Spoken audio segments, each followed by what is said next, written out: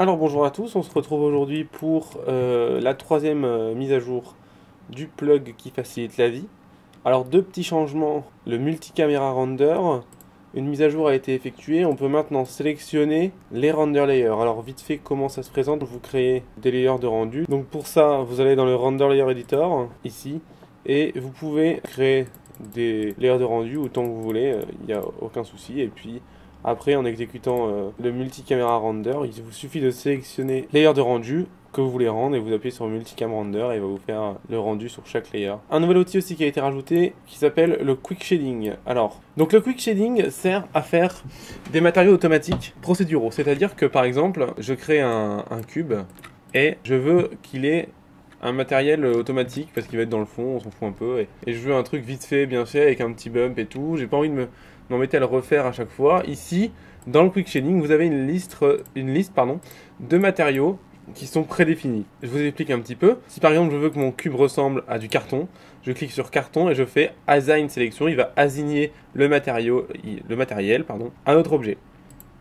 Qu'est-ce qu'il a fait? Il a créé un matériel, un bump, avec une fractale. Soit. Par contre, attention, comme c'est écrit ici, les presets qui sont ici ne marchent qu'avec le rendu Arnold. Ce qui est vraiment beaucoup plus intéressant avec cet outil, c'est que vous pouvez créer vos propres matériaux. Par exemple, ce carton mat est bien, mais j'aimerais qu'il ait une autre texture en couleur, par exemple, et une autre texture en specular roughness, par exemple, je dis n'importe quoi, hein, c'est pas grave.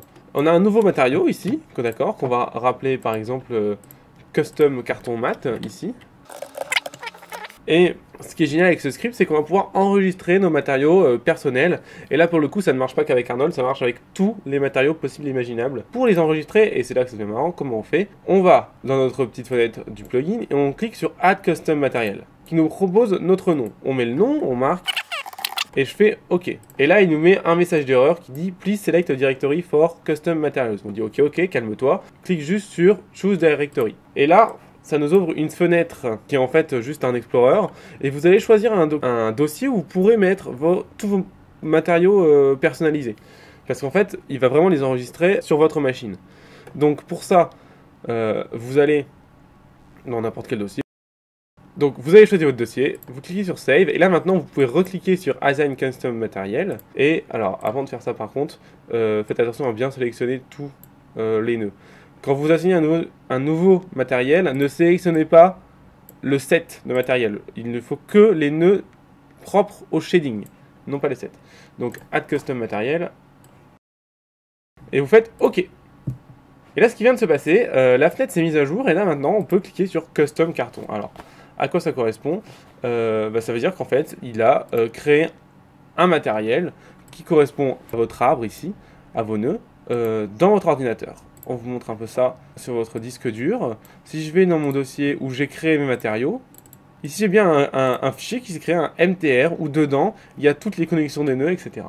Comment maintenant assigner ce nouveau matériau à un objet? C'est très simple. On va supprimer l'ancien matériau qu'on a fait. On va cliquer sur Custom Carton, le carton qu'on vient de faire. On va faire Assign Selection. D'accord? Alors attention, ce Assign Selection ici n'assigne pas votre custom matériel à votre objet, mais bien à votre scène. Donc, il n'a plus qu'à faire maintenant ça, à relier, en appuyant sur CTRL, clic de la molette, votre matériau à votre node shading. Très important, sinon ça ne fonctionnera pas.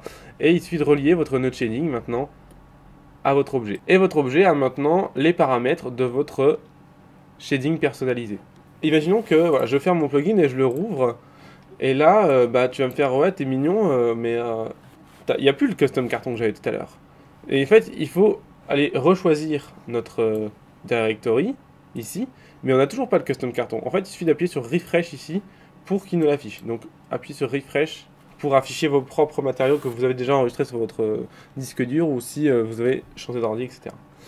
Voilà, c'est tout pour aujourd'hui, enfin, c'est tout pour cette mise à jour, en tout cas. Je vous dis, en tout cas, merci d'avoir vu la vidéo, et si vous avez des soucis, ou alors si vous voyez qu'il y a des bugs dans mes scripts, n'hésitez pas à me faire remonter l'information, que ce soit par mon mail ou par le commentaire de cette vidéo. Et je vous dis à la prochaine pour de prochaines mises à jour ou de prochains tutos. Voilà, merci à tous et salut.